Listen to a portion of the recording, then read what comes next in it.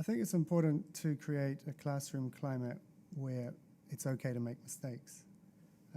John Hattie says mistakes are the essence of learning. I quite like that expression. And I think it's a good starting place. Like if children have that view that it's okay to make mistakes, then you can go and look, how do we monitor what we're doing, and when we've made mistakes, what can we do about that? What strategies can we use? I think modeling, so a teacher modeling when they've made their own mistakes is very helpful. Perhaps they're on the whiteboard and go, oh, whoops, look, I forgot to put a full stop here. I'm always checking my sentences at the end of the sentence, and I'm going to go back and correct that to show that it's quite acceptable to make a mistake in the classroom. Another area that I think helps with the classroom environment and creating an environment that promotes metacognition is allowing plenty of time for discussion of strategies. So what strategies can we use here? What did we do? What strategies did we do last time we did this activity? Can we think of anything you've done before that might be helpful? And encouraging that discussion amongst the children. So group work is really helpful here. Also devoting time to planning. So when a teacher's introducing a new task, they may begin by saying, so how are we going to tackle this? What do we need to think about? And so that's promoting the children planning and thinking about strategies in advance of the activity. And then finally, I think looking at evaluation and self-assessment. So this could be anything from the informal checking of your work to more formalized, can you grade your work? I want you to check your work, give it a grade, and tell me why you've given that grade.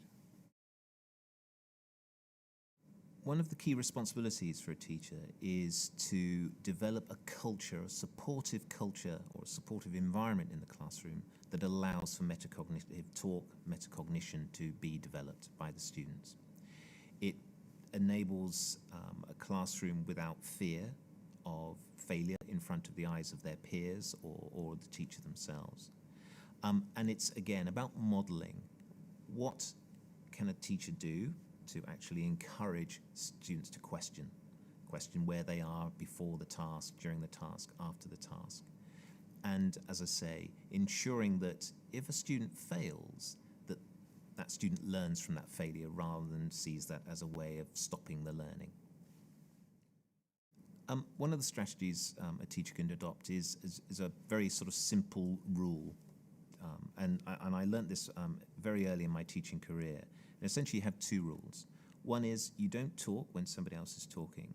And the second rule for the class is that you don't do anything that gets in the way of somebody else's learning. I think if teachers just applied those two rules, I think they'd get a long way.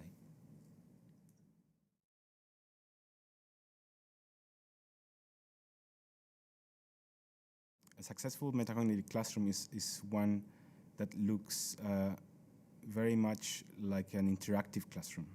So there's a lot of talk going on. It's a very loud classroom. And it's also a classroom where kids are all the time looking at what they've done, self-assessing what they've done, and talking about what they've done. It's about metacognitive talk. If you were to go into this classroom, you would hear students verbalizing what they are doing in terms of meeting a learning outcome, the strategies that they are following, and whether or not they're working. And then the regulation of that. So, oh, that isn't working, so I'm going to try this instead. And you hear that from all of the class, not just one or two, but actually from all of them. And that, I think, is really important. Ultimately, of course, you see the difference in terms of student outcomes. It's very clear that implementing metacognition in a classroom has a significant impact on student outcomes. And so we can measure this over time.